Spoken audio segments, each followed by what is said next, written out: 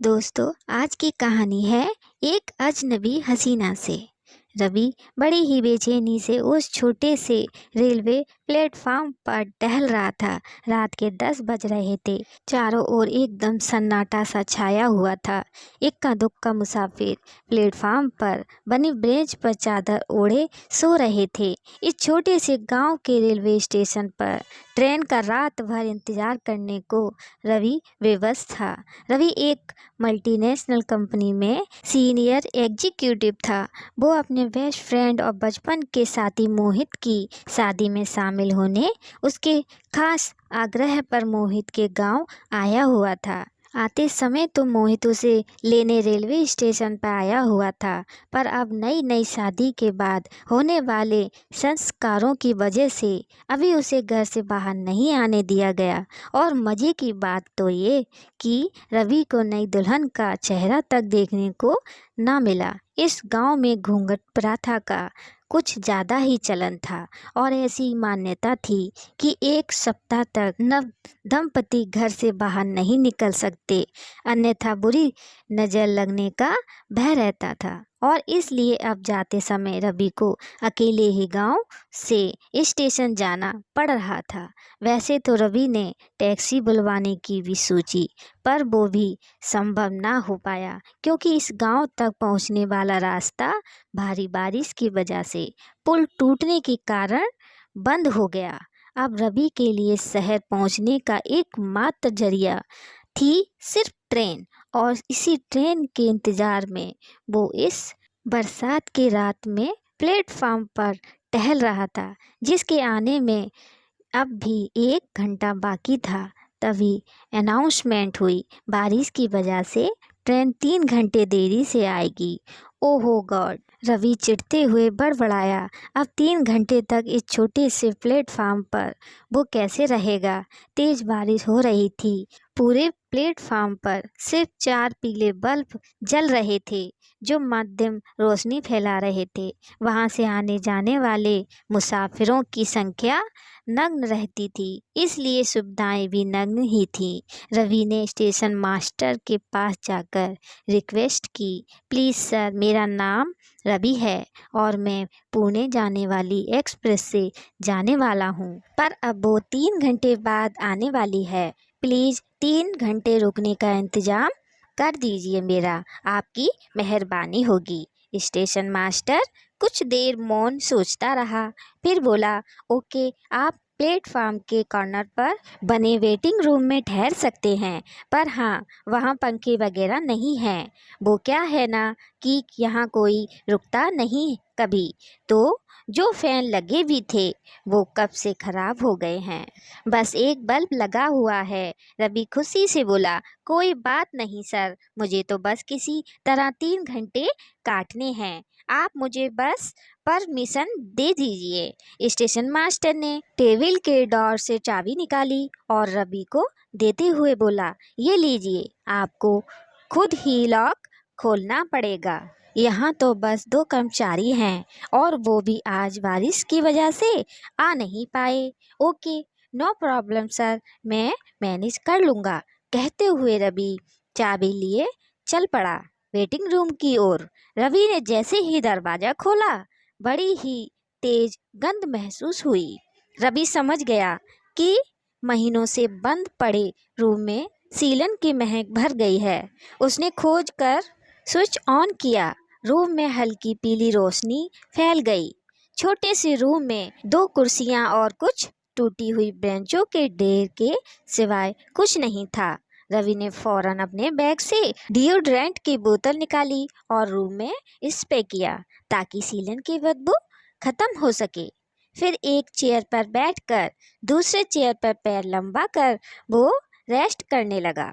Mobile का network तो यहाँ था ही नहीं। उसने मोबाइल में प्री डाउनलोडेड म्यूजिक ऑन किया और आंखें मूंद कर सोने की कोशिश करने लगा। अचानक आहट सुनकर रवि ने अपनी आंखें खोली। भला यहाँ कौन आया अब, सोचते हुए वो अंत तुक की ओर निहारने लगा, और जैसे ही उसने ठीक से उस आने वाले को देखा तो बस देखता ही रह गया। उफ, रवि की आंखें मानो झपकना ही भूल गईं। वो अंततुक एक युवती थी जिसकी खूबसूरती इस मामूली पीले बल्ब की रोशनी में भी बिजली की तरह चमक रही थी। उसका गोरा रंग लाल शिफॉन की साड़ी में उबाल मार रहा था। उसके लंबे खुले बाल बारिश की वजह से चिपक रहे थे, जिन्हें वो झटक कर संवारने की कोशिश कर रही थी। उसके लाल सुर्ख भरे भरे होठ तो मानो बस गुलाब की पंखुड़ियां लग रहे थे। रवि सुध बुध खोकर उसे निहारने में लगा था कि युवती अचानक उसे देखते हुए बोली, माफ कीजिए, पर क्या आप एक चेयर मुझे देंगे? उसकी मीठी जल तरंग सी आवाज़ सुन रवि चौंक कर शर्मिंदा सा होता हुआ बोला, सॉरी, मुझे ख्याल ही नहीं रहा कि इस रूम में 2 ही चेयर हैं। और उसने एक चेयर युवती की ओर बढ़ा दी। युवती ने चेयर लेते हुए बड़ी अदा से थैंक यू कहा, फिर बोली, वो ब्रेंच बड़ी ही पुरानी और टूटी सी लग रही है, इसलिए आपसे चेयर के लिए कहा। रवि ने भी स्माइल करते हुए कहा, वैसे आप जा कहाँ रही हैं? आपकी ट्रेन भी लेट हो गई है लगता है। क्या अकेली ही सफ़र कर रही हैं आप? ओहो माय गॉड, इतने सवाल। वो युवती खिलखिला पड़ी, फिर बोली, जी मेरी ट्रेन 3 घंटे लेट चल रही है और मैं पुणे जा रही हूँ। मेरा घर है वहाँ।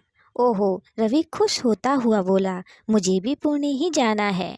मतलब आप भी मेरे ही ट्रेन में जाने वाली हैं? जी यही समझ लीजिए। वो युवती हंसती हुई बोली, वैसे सच कहूँ तो मुझे बड़ा डर लग रहा था इस वेटिंग रूम में आते हुए कि पता नहीं कौन व्यक्ति होगा। आजकल ज़माना बहुत ख़राब है। अकेली युवती को तो कितनी ही बातें सोचनी पड़ती हैं। ओहो, रवि बोला, मीन्स आप अकेली ही सफ़र कर रही हैं? जी, युवती ने तुरंत कहा, वैसे तो आप भी अकेली ही सफ़र कर रहे हैं। रवि हंस पड़ा। सच में सोचा नहीं था कि इस सुनसान छोटे से रेलवे स्टेशन के वेटिंग रूम में आप जैसी खूबसूरत साथी मिल जाएगी। वो युवती कुछ बोलने ही वाली थी कि अचानक ही तेज बिजली सी चमकी।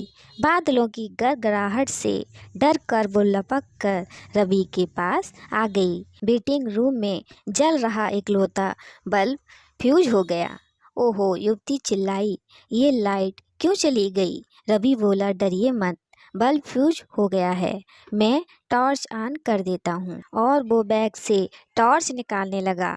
बैग उठाने के चक्कर में रवि का हाथ अंधेरे में युवती के हाथ से टकरा गया। युवती घबरा कर चिल्लाने को हुई, पर रवि ने हल्के से उसका हाथ दबाकर सांत्वना दी। तभी बाहर दरवाजे पर टॉर्च की रोशनी चमकी। रवि ने हड़बड़ाते हुए दरवाजे पर देखा तो स्टेशन मास्टर टॉर्च लिए खड़ा था। रवि को देखते ही बोला, मुझे लगा ही कि यहाँ का बल्ब फ्यूज हो गया होगा, इसलिए मैं टॉर्च लेकर आया हूँ। मेरे पास और एक टॉर्च है, आप इससे काम चला लीजिए। और कोई प्रॉब्लम तो नहीं है ना आपको? रवि बोला, नहीं नहीं, अकेला होता तो शायद कोई प्रॉब्लम होती, पर अब तो ये मैडम भी हैं साथ में, तो समय आराम से कट जाएगा। मैडम? स्टेशन मास्टर ने रवि को घूरते हुए पूछा। यहाँ कौन सी मैडम है भला? रवि झुंझलाते हुए बोला, ये मेरी ही बगल में तो खड़ी हैं, ये इधर देखिए न जरा। और जैसे ही रवि ने अपनी बगल की ओर देखा तो आंखें फैल गईं। वहाँ तो कोई भी नहीं था। रवि की जुबां जैसे जम गई। अभी अभी ही तो वो यहीं थी मेरे साथ। स्टेशन मास्टर ने गंभीरता से कहा, यहाँ वेटिंग रूम में तो क्या पूरे प्लेटफॉर्म पर भी कोई युवती नहीं है? इस वक्त लगता है आप कोई सपना देख रहे थे। रवि अपने हाथ को विस्फारित नेत्रों से देख रहा था, जहां अभी तक उस अजनबी हसीना का स्पर्श ताज़ा था। स्टेशन मास्टर ने स्तब्ध खड़े रवि के हाथ में टॉर्च पकड़ाई और वहां से चलता बना। रवि अभी मूर्ति बना खड़ा ही था कि उसके कंधे पर किसी ने स्पर्श किया। रवि एकदम चूक कर पलटा तो देखा वही लाल साड़ी वाली युवती खड़ी थी उसके करीब। रवि की आंखें भय से फैल गईं, होठ जैसे सिल गए। उसकी ये दशा देख कर वो युवती बोली, ओहो, आप इस कदर सहम क्यों रहे हैं? हुआ क्या है? रवि किसी तरह अटकते हुए बोला, अभी तो आप यहाँ नहीं थी, फिर अचानक ही कहाँ से आ गई वापिस? रवि की बात सुनते ही वो युवती खिलखिलाकर हंस पड़ी। उसकी घुंघरू जैसी हंसी की खनक से वो छोटा सा वेटिंग रूम गूंज उठा। फिर वो किसी तरह हंसी रोकती हुई बोली, ओहो, अब समझी मैं, आप मुझे कोई चुड़ैल या आत्मा समझ रहे हैं, है ना? बिल्कुल वो कौन थी टाइप की आत्मा। और वो फिर खिलखिला पड़ी। रवि ने किसी तरह अपने भय से कांपते शरीर को काबू में करते हुए पूछा, लेकिन अभी जब स्टेशन मास्टर यहाँ आया था तब तो आप यहाँ नहीं दिखी थी उसे, और ना ही मुझे। कहाँ गायब हो गई थी यूँ? और स्टेशन मास्टर ने ही बताया कि यहाँ प्लेटफॉर्म पर तो कोई युवती नहीं है, तो तुम हो कौन? अब युवती के चेहरे पर गंभीरता पसर गई। वो धीमे स्वर में बोली, सॉरी, एक्चुअली मैं अपने घर से भागकर कहीं दूर जा रही हूँ, चोरी छुपे भागकर यहाँ तक पहुँची हूँ। इसलिए तो मेरे पास सामान के नाम पर बस यही एक मेरा हैंडबैग है। आप प्लीज़ किसी से मेरे बारे में कहिएगा मत। मैं किसी भी तरह बस पुणे पहुंचना चाहती हूँ। स्टेशन मास्टर के आते ही मैं लपक कर पुरानी टूटी पड़ी बेंचों के पीछे जा छुपी थी।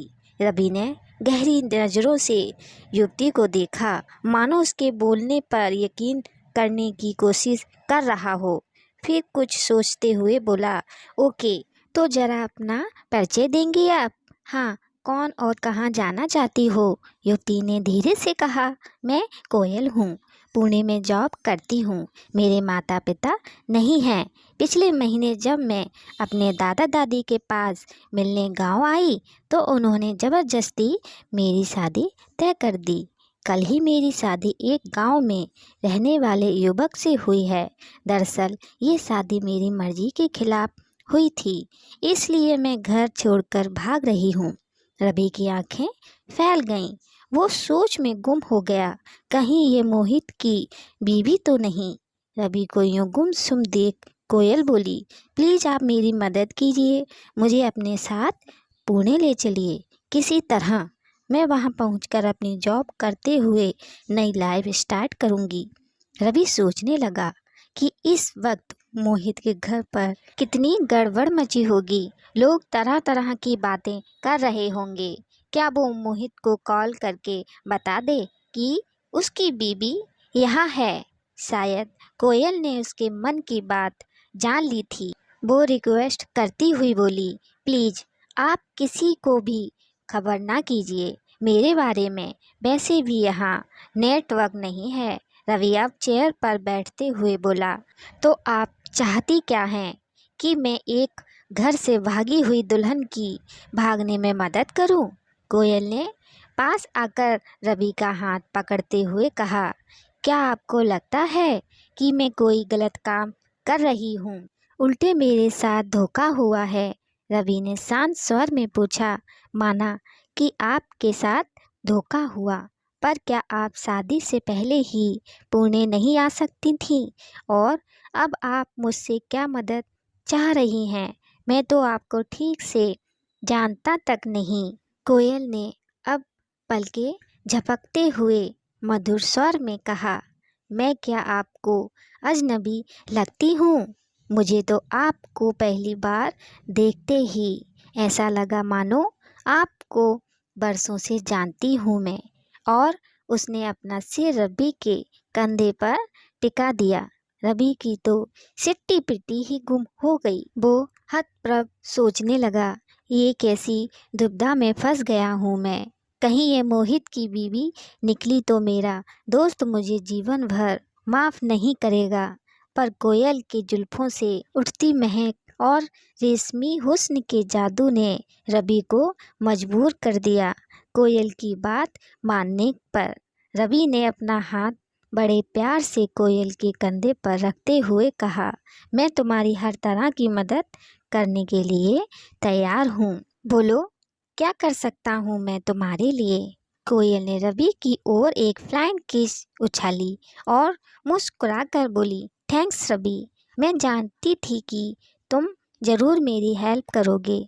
फिर उसने अपना हैंडबैग रवि को देते हुए कहा, ये बैग तुम अपने ही बैग के अंदर रख दो, मैं पुणे जाकर ले लूँगी तुमसे। रवि ने एक क्षण कोयल को ताका, फिर बोला, पर तुम भला अपना हैंडबैग क्यों मुझे रखने के लिए दे रही हो? इसे मेरे बैग के अंदर रखने का क्या मतलब? कोयल तुनक कर बोली, ओफो रवि, तुम भी ना कितने सवाल करते हो।